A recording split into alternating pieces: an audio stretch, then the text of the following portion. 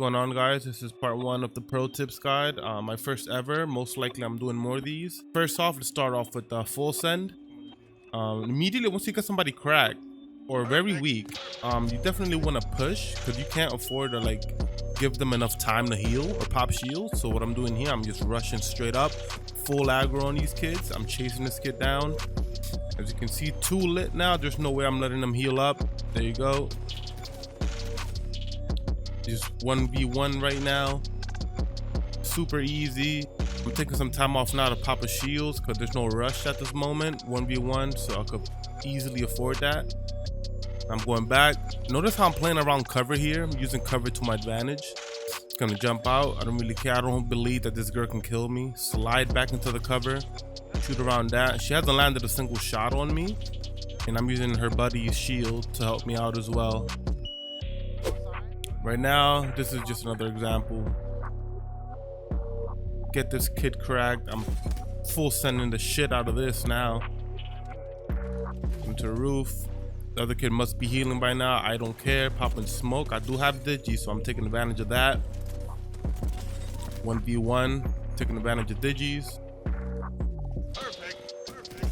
Lit. Clean. GG's to that fight. This is just a couple examples of what the full send looks like, but just in general, just as soon as you get somebody pretty weak or just cracked in general, you definitely want to push. You don't want to give them enough time to recover. So next time just try that. And the best way to build this confidence is just go play pubs and just full send this full squads, just full send teams. Like, play for yourself. You want to play this game as if you're a one-man army, so just practice that. Play for the wipe, don't play for the win. So the experience that you get from 2v1ing, 3v1ing people, it's unmatched. You can't get that by having help. So you definitely want to play like for yourself at first. Next up is going to be the armor swap. This is definitely standard. All of these tips are very much standard. By now you should definitely know all of these and more. This is just part 1, but the armor swap is such a traditional move to do once you get somebody down. But once you have available loot boxes around you, you have to go straight for the armor swap so you don't waste time healing, popping shields, so you could get straight into the action. Right there, I was able to loot the entire box because I was super confident that nobody was going to get me from there. I'm able to go straight back into the fight. This always keeps so much pressure on your enemy, knowing that you're always full when you swap. Finish her off. GG's. You definitely want to go on your settings and turn the feature off that allows your death box to be closed down once you get shot. You want to turn that feature off because that's going to stop you from armor swapping mid-fight.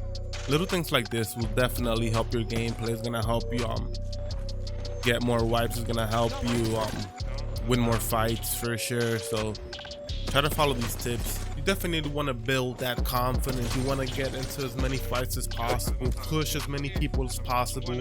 Just go for it. The worst thing that can happen is you'll die, but the big benefit of that is you gain some special experience in that.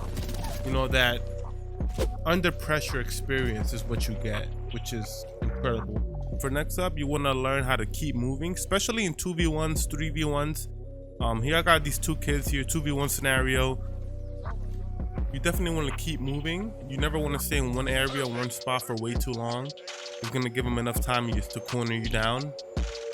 So as you can see, I'm going back to back, corner to corner. I'm holding doors. I have these guys super confused right now. He's at the door right there. I'm throwing a nade. He's burning up right now. So I have a small time frame. I have a small window of 1v1ing this guy right here. As you can see, I'm sliding towards him just to finish this kill, try to get him lit. Down. Now it's a solid 1v1.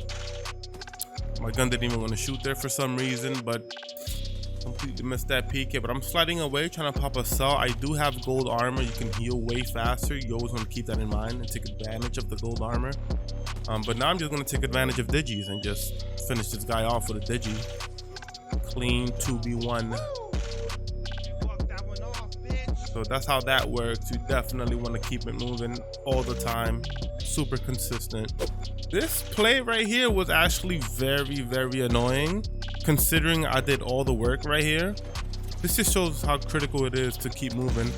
So it's about 3 people. I'm pretty sure it's more than 3. I know I'm surrounded by a lot of people here, so what I have to do is single one out, and I'm gonna chase one person.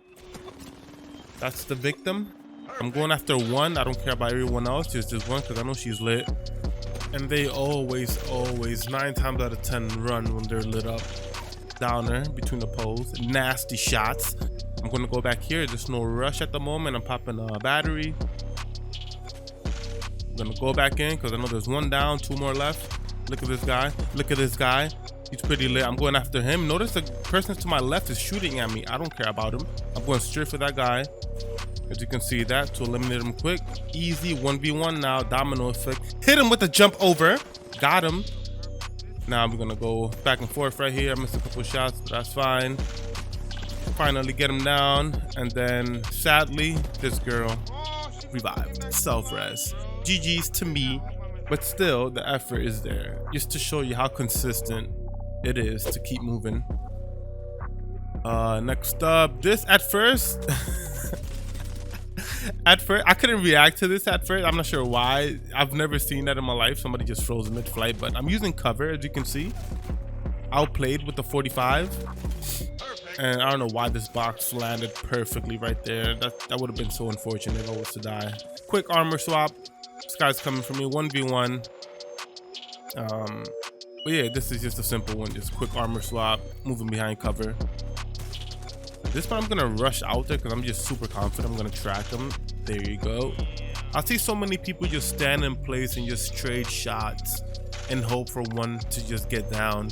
You definitely want to use cover to your advantage at all times. Using cover, go behind, you're gonna waste a couple shots. I peek back out, get him down. I'm gonna do this against his buddy. Go back. Boom. It works every single fucking time. At first, you're definitely gonna be trading shots, but you want to try to take as little damage as possible. That's why you see me just shoot a couple rounds and then go back in the cover, and they're always gonna be wasting a couple more shots. That's when you peek back out and shoot again. Sometimes people might keep shooting even though you're still behind cover, but at that point you just time whenever they stop. Just time it right and then just come back out, finish the job. There's not much for them to do after that. They either run away or stop shooting. But the one that you do have to be careful of is those who stay there and just wait for you to come out. That means that they're very confident in their shot. So you really have to be careful with those, especially if they're in the open and you're having the cover. Look at that. They're wasting a couple shots, then they're gonna run away and boom, shoot them in the ass. Easy. It's easy, dude. Next, very useful tip. It's very, like, you can use it to maneuver, you can use it to catch enemies by surprise, you can use it to escape. My favorite of all, the wall jump. The infamous wall jump. Defense, offense is so effective. The way I just practice wall jumps, you basically just want to go towards a wall. Especially if it's a high enough wall. I will start with higher walls because it's harder to do it on short walls since you have to land right in the center. Because if you land too high on the wall, you're gonna climb it. You won't be able to jump over it. So what you definitely want to do, just practice the wall jumping on big high walls or mountains. And how you basically do it, you jump straight at it, and as soon as you make contact with the wall, you want to press back, which is S, and space to jump off of it. Walking straight into it or sliding, which gives you the most distance. You want to slide, jump into the wall, and as soon as you make contact with the wall, just press back and space. So yeah, you definitely want to get familiar. You want to get comfortable with the WASD movement when it comes to wall bouncing. Very beneficial, very effective. You can use it for offense, defense, maneuvering, escaping, all of that good stuff. Definitely a standard. Again, like I said, you should know all of these things. This is just a part of keeping up with the meta. I'm gonna make more videos like this. This is just part 1. I could have made one big huge video of just every single thing, every single tip that I utilize, but I think that would be too much. I'd rather make it short and sweet so you can learn it in groups per video. So the next video is gonna be, I'm not sure when I'm gonna make the other one, but definitely take time to learn these, practice them all the time. Whenever you're running around the map, the way I do it, I have a couple friends that do it as well. Just run around the map and try to get familiar with every wall that you can jump from. Just wall jump every single wall that you see, just so you can see how far it can get you. and you can get more comfortable doing it. So when you're actually utilizing it, I'm just trying to bring more value to you guys. I appreciate every single one of you guys watching my videos. So if there's something that you would like to see on the next one, on the next pro tips guide, just let me know in the comments. You could DM me on Instagram, on Twitter, it doesn't matter, and I will include it in that video.